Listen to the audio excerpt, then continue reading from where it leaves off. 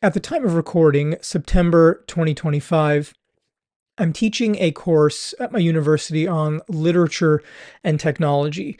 What we're looking at in this class are literary responses to the problem of technology, or the problems of that fast technological innovation usually bring.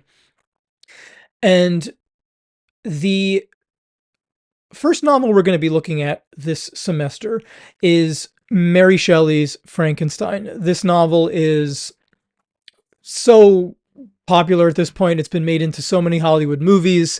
I think everybody probably has seen images of the big monster with green skin and bolts in his neck. Ironically, this description does not fit the description of the monster in the novel.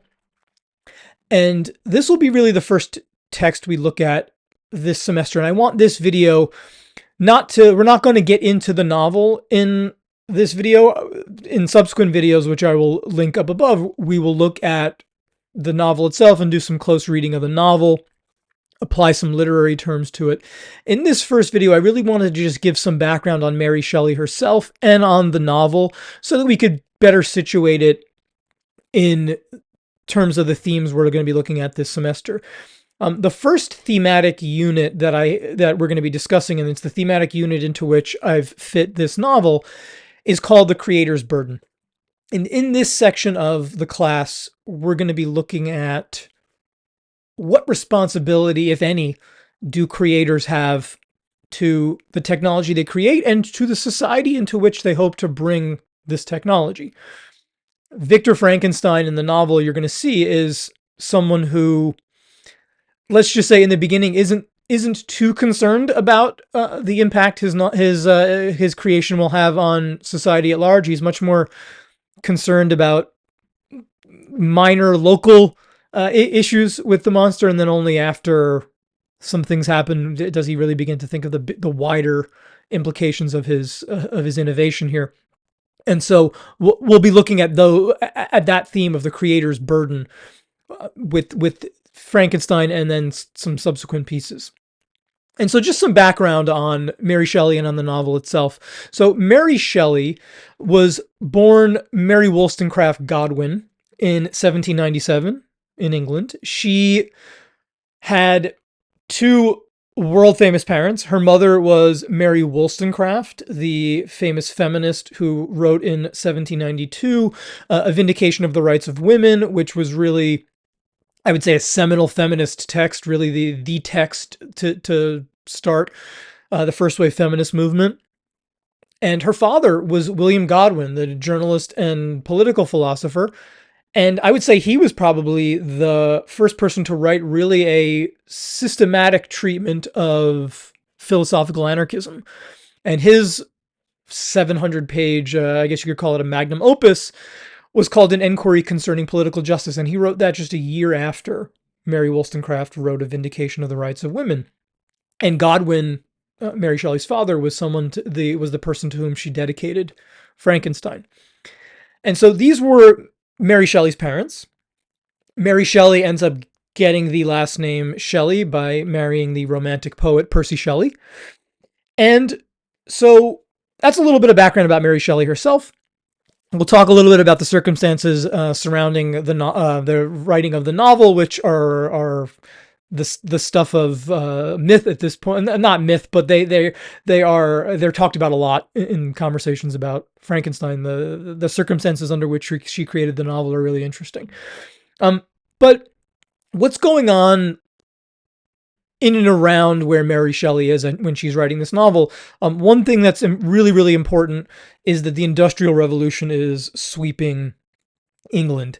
The steam engine is becoming widespread, and it's revolutionizing the way in which travel is done, and the way in which work is done, and then also the factory system. The factory system also being where we're really seeing the division of labor happening. The factory system is also something that Charles Dickens writes about a lot in his work.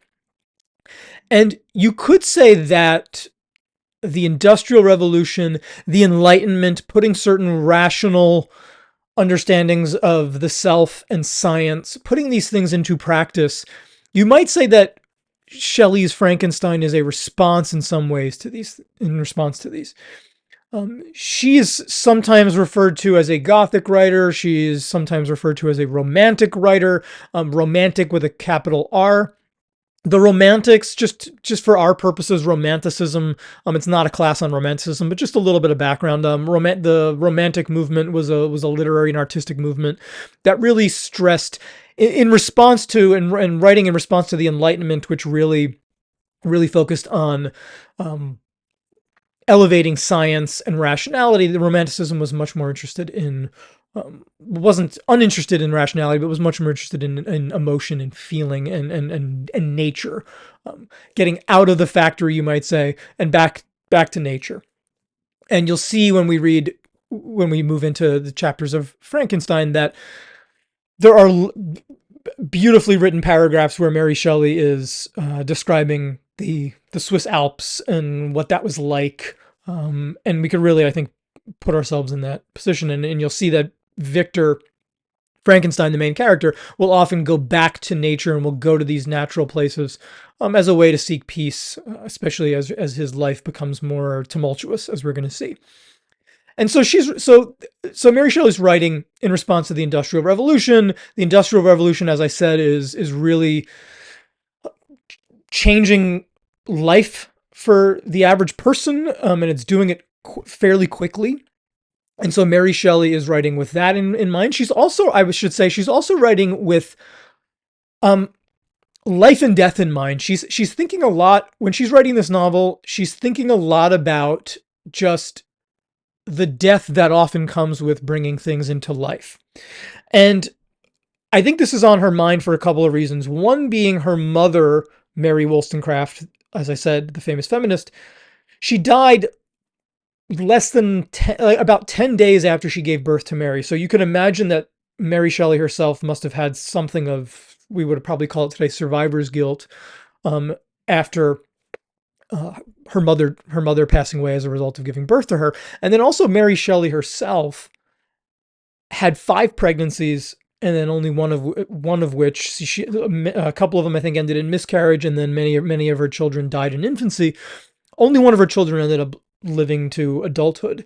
And so I think in addition to the themes of technology and the responsibility the creator has over the technology they create, I think also just issues of life and death are gonna be paramount on Shelley's mind when she's writing this novel. And so so I mentioned that the novel has these really interesting circumstances under which it was written. And so Mary Shelley wrote this novel in 1816 in Geneva. And you'll see as we get into the novel itself that the novel takes place, big parts of it take place in Geneva. Victor, the main character, is from Geneva. And she wrote this in Geneva in 1816, in the summer of 1816.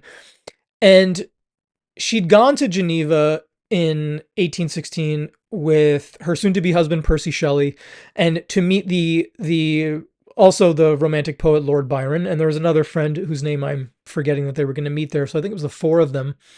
And they were planning on just summering, quote unquote, in Geneva. And they realized when they got there that they really couldn't do a lot of the outdoor stuff that they thought they were going to do. Swimming and being out in nature. They were confined to the indoors. They were confined to the indoors, I think, in large part because the weather was terrible. And only a year earlier, I think it was toward the end of the year 1815, Mount Tambora in what is today Indonesia had erupted. This massive volcano had erupted in Indonesia, sending volcanic ash into the sky, blocking out the sun, and making it really difficult for crops to grow that summer. And just, I read some quick reports, just people freezing in some of the higher altitudes and stuff. So the 1816 was sometimes known as the year without a summer because this volcanic eruption had such a devastating impact on the climate. I heard that the global temperature, I think, went up almost an entire degree just that year because of this volcanic eruption. And so Mary Shelley could not really go outside.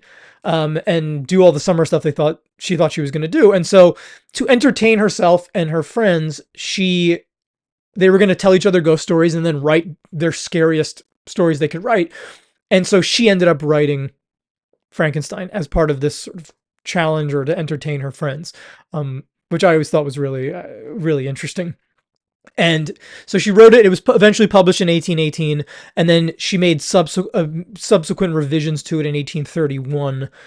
As a much older woman, having experienced a lot of what she'd experienced with her miscarriages and children dying, and so this novel Frankenstein, which is subtitled "The Modern Prometheus," is one we're going to be looking at going forward. And I almost wished my edition, the Barnes and Noble Classics edition of the novel, does not have the subtitle "The Modern Prometheus." And so I want us thinking about, as we're going through the novel together, why she might have subtitled this novel "The Modern Prometheus." Prometheus being the Greek titan who, against the gods' wishes, brought fire to humanity. Why would Mary Shelley subtitle her novel about a man who creates a monster? Why would she title it that?